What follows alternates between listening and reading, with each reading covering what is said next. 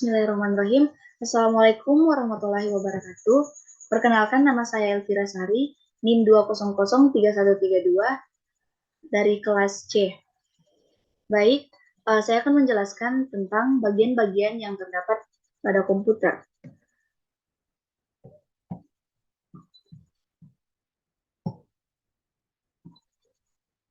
Yang pertama, kenapa partisi dimulai dari C bukan dari A dan B?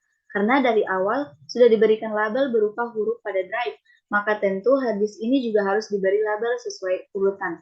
Karena sebelumnya ada dua floppy disk yang diberi label huruf A dan B, maka artinya hard disk ini merupakan penyimpanan ketiga. Dengan demikian, untuk melanjutkan label huruf sebelumnya, maka hard disk diberi label huruf C. Jadi huruf C pada awalnya ditujukan untuk melabeli hard disk sebelum penyimpanan ketiga setelah floppy disk A dan B. Namun karena huruf hard disk yang besar, sehingga bisa dibagi menjadi beberapa partisi. Yang kedua, yaitu saya akan menjelaskan tentang RAM dan ROM dan kapan cara kerjanya. Yang pertama yaitu RAM. RAM adalah singkatan dari Random Access Memory. Ini adalah sistem memori yang mampu mencadangkan semua data dalam jangka waktu tertentu. RAM dapat menyimpan data tanpa harus menggunakan daya lantaran terhubung dengan program sistem komputer. Namun, RAM sering disebut dengan memori jangka pendek sebab setelah kehilangan daya, semua data akan menghilang. Yang kedua, yaitu ROM. ROM atau Read Only Memory adalah sistem memori yang mampu menyimpan data secara permanen. ROM memiliki peran utama untuk input dan output data, serta mengendalikan program perangkat lunak. Biasanya, ROM dalam bentuk chip ditempatkan pada motherboard dan papan sirkuit. Tujuannya adalah untuk mengontrol input dan output dari sistem manajemen data dasar, serta membaca dan menulis ke perangkat. ROM menyediakan instruksi yang diperlukan tentang bagaimana perangkat terhubung ke komponen lain. ROM biasanya digunakan sebagai firmware. Firmware adalah kumpulan program yang ditanamkan ke dalam komponen perangkat keras komputer.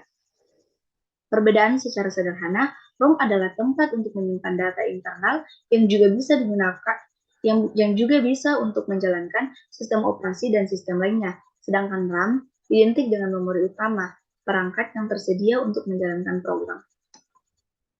Untuk cara kerjanya, RAM dan ROM sendiri bekerja dengan berbeda. Saat RAM dialiri listrik, media ini akan bekerja sebagai penyimpan sementara pada sistem operasi yang berjalan. Hal ini berarti apabila semakin banyak aplikasi yang bekerja, tentu semakin banyak pula data yang disimpan oleh RAM. Kemudian, apabila aplikasi yang digunakan tersebut dihapus, maka data yang ada pada RAM pun ikut terhapus. Untuk itu, sangat penting bagi Anda untuk memilih perangkat dengan kapasitas RAM yang besar. Lantas, bagaimana dengan cara kerja ROM? Cara kerja ROM sendiri berbeda dengan RAM. Apabila RAM bekerja dengan sifatnya yang sementara, maka sifat ROM adalah permanen. Meski listrik pada perangkat tersebut mati, data yang ada pada perangkat tetap dapat tersimpan dengan baik di dalam ROM itu sendiri. Yang ketiga yaitu cara kerja hard disk. Hard disk adalah salah satu perangkat keras yang menyediakan ruang penyimpanan pada komputer. Perangkat ini digunakan sebagai alat penyimpanan data atau alat untuk membaca data-data yang ada di komputer. Hard disk dapat juga disebut sebagai memori komputer. Cara kerja hard disk yaitu dengan menyatukan nilai-nilai yang ada pada sebuah komputer clutter. Di dalam komponen tersebut terdapat material magnetik yang terbagi menjadi miliaran area yang sangat kecil. Di setiap area tersebut bisa memberikan gaya magnet untuk menyimpan satu data, dan yang tidak memberikan gaya magnet berarti menyimpan 0 data. Dengan bersatunya nilai-nilai tadi, maka akan menghasilkan sebuah data atau informasi. Gaya magnet yang digunakan berfungsi supaya data dapat tersimpan meskipun perangkat telah dimatikan. Yang keempat, yaitu graphic card. Graphic card atau bisa disebut VGA atau Video Graphic Adapter adalah perangkat keras komputer yang berfungsi menerjemahkan tampilan ke layar monitor. VGA juga dapat diartikan sebagai komponen yang tugasnya menghasilkan visual dari komputer dan perangkat keras yang memberikan perintah kepada komputer untuk menampilkan output visual yang dapat kita lihat. Yang kelima yaitu monitor. Monitor komputer adalah salah satu jenis soft copy device karena keluarannya adalah berupa sinyal elektronik, dalam hal ini berupa gambar yang tampil di layar monitor. Gambar yang tampil adalah hasil pemrosesan data ataupun informasi masukan. Monitor memiliki berbagai ukuran layar, seperti layaknya sebuah televisi. Tiap merek dan ukuran monitor memiliki tingkat resolusi yang berbeda. Resolusi inilah yang akan menentukan ketajaman gambar yang dapat ditampilkan pada layar monitor. Jenis-jenis monitor saat ini sudah sangat beragam, mulai dari bentuk yang besar dengan layar cembung sampai dengan bentuk yang tipis dengan layar datar atau flat. Jenis monitor. Yang pertama yaitu monitor tabung sinar katoda. Monitor ini yaitu memancarkan sinar katoda atau elektron yang memiliki kecepatan tinggi di dalam tabung yang hampa udara. Kemudian pancaran dari sinar katoda tersebut akan memantulkan layar elektronik atau katoda yang akan membentuk pola pada layar. Sedangkan pada sinar katoda sendiri akan terus memantulkan layar monitor sesuai dengan input yang sebelumnya sudah dikonversi ke dalam satu gelombang elektromagnetik. Kemudian monitor plasma, gabungan teknologi antara CRT dan LCD.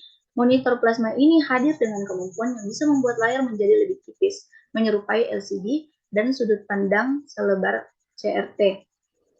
Untuk cara kerja dari monitor ini, memanfaatkan adanya sebuah layar datar emisif dengan sumber cahaya dari fosfor yang kemudian akan melepaskan muatan plasma di antara dua layar datar tersebut. Kemudian monitor LED. Monitor LED juga disebut dengan light emitting diode, mempunyai teknologi yang hampir sama dengan LCD.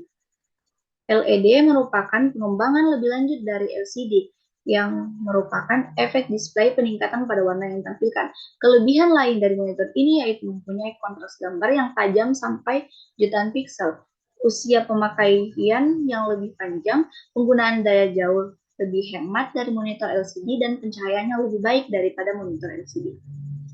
Kemudian, monitor LCD. Monitor LCD ini memiliki banyak cahaya atau biasanya dikenal dengan piksel, yang terdiri dari satu kristal cair sebagai sebuah titik cahaya. Meskipun disebut sebagai titik cahaya, kristal cair ini tidak bisa memancarkan cahaya sendiri. Kemudian, yang keenam, macam-macam hard disk. Yang pertama, Parallel Advanced Technology Attachment atau PATA adalah hard disk yang pertama diperkenalkan oleh Western Digital beberapa dekade silam dan menjadi hard disk yang banyak digunakan di komputer pada masa kejayaannya dulu. Hard disk jenis ini dihubungkan dengan menggunakan kabel pita tebal dengan 40 hingga 80 kawat kabel yang tersambung ke 40 pin konektor untuk mentransfer datanya. Hard disk PATA yang sebelumnya dikenal dengan nama Integrated Drive Electronic atau IDE dan Advanced Technology Attachment atau disingkat dengan ATA saja, dikembangkan secara bertahap oleh Western Digital. Yang kedua yaitu serial ATA atau SATA, hard disk dengan interface alias antarmuka. SATA yang lebih modern dan mendominasi. Hard disk dengan interface SATA menggunakan kabel yang lebih tipis ketimbang PATA, sehingga bisa memudahkan pengguna saat memasang atau mencopotnya. Kemudian yang ketiga, Small Computer System Interface atau SCSI adalah hard disk yang umumnya digunakan pada komputer server. Hard disk dengan antarmuka SCSI ini memiliki kemampuan untuk menjalankan beberapa disk drive dalam waktu bersamaan jika disk drive akan dipakai untuk mentransfer. Yang keempat yaitu hard disk eksternal atau HDD eksternal adalah tipe penyimpanan yang fleksibel karena tidak perlu dipasang di dalam perangkat komputer. HDD eksternal dapat disimpan terpisah dengan komputer. Fungsinya mirip seperti flash drive, namun dengan kapasitas yang besar. Kemudian yang ketujuh, sejarah keyboard dan QWERTY. Gagasan penyusun keyboard secara QWERTY bertujuan untuk memperlambat pengetikan dan kemacetan pada touch atau tombol. Mengapa justru diperlambat? Muncul pertama kali pada awal tahun 1870-an. Tata letak QWERTY dirancang dan dibuat oleh Christopher Layton Soles di mesin tik manual. Soles adalah seorang editor dan pencetak surat kabar dari kota Kenosha, Wisconsin, Amerika Serikat. Sebagai informasi, mesin ketik manual adalah mesin ketik jadul di mana pengguna harus menggeser bindaran untuk lanjut mengetik. Mulanya, tata letak keyboard mesin ketik manual diurut berdasarkan alfabet, tapi ternyata susunan keyboard dengan huruf berurutan tersebut membuat mesin ketik macet lantaran operator mengetik terlalu cepat. Saat dua tuts dipencet berbarengan, alat dalam waktu sampai berdekatan, hammer atau batang yang berfungsi untuk mencetak tinta huruf di kertas bisa saling bertumpuk. Alhasil, mesin ketik macet dan tidak bisa digerakkan atau menyebabkan proses pengetikan. Kemudian menciptakan aplikasi paten untuk mesin tulis dengan susunan QWERTY yang dapat mengurangi kerusakan mesin ketik, namun tetap efisien dalam pengetikan. Paten ini diberi nama Soles dan Gilden Typewriter. Kurang lebih Soles membutuhkan waktu 5 tahun untuk menyempurnakan penemuannya. Awal mula tata letak adalah QWERTY di mana huruf R sebelumnya diisi dengan karakter titik, hingga kemudian sebelum mendaftarkan patennya, karakter titik diganti menjadi R. Kemudian, PC head komputer. Yang pertama adalah casing. Merupakan perangkat keras komputer yang berfungsi sebagai tempat untuk memasang atau menempelkan komponen personal komputer lainnya, seperti motherboard, CPU, memori, hard disk, CD, atau DVD drive, sekaligus melindungi hardware komputer lainnya dari bahaya eksternal ataupun internal. Yang kedua yaitu prosesor atau CPU, merupakan perangkat keras komputer atau hardware komputer yang berfungsi sebagai pemproses data. CPU berisi rangkaian sirkuit yang menyimpan instruksi-instruksi dan penyimpanan data. Yang ketiga yaitu memori atau RAM, adalah hardware komputer atau perangkat keras komputer berfungsi sebagai penyimpanan data sementara, baik untuk sistem operasi, program aplikasi, atau file kerja selama PC dapat dalam kondisi dioperasikan. Yang keempat yaitu hard disk, merupakan komponen personal komputer, perangkat keras komputer, atau hardware komputer yang berfungsi menyimpan data dalam kapasitas besar atau storage unit. Yang kelima yaitu CD atau DVD drive, merupakan perangkat keras komputer tambahan atau alat periferal dengan kemampuan untuk menyimpan dan menulis data serta program melalui sebuah media CD atau compact disk atau DVD. Kemudian yang keenam, keyboard merupakan komponen perangkat keras komputer yang berfungsi untuk memasukkan data maupun perintah atau instruksi kepada personal komputer.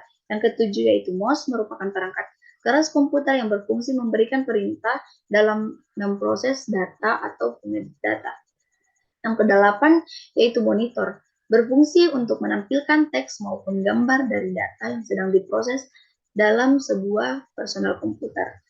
Dan yang terakhir yaitu motherboard, adalah papan sirkuit dengan sejumlah soket dan slot yang digunakan untuk menghubungkan berbagai perangkat keras atau hardware untuk pembangunan komputer. Itu saja yang dapat saya sampaikan. Saya akhiri dengan Assalamualaikum warahmatullahi wabarakatuh.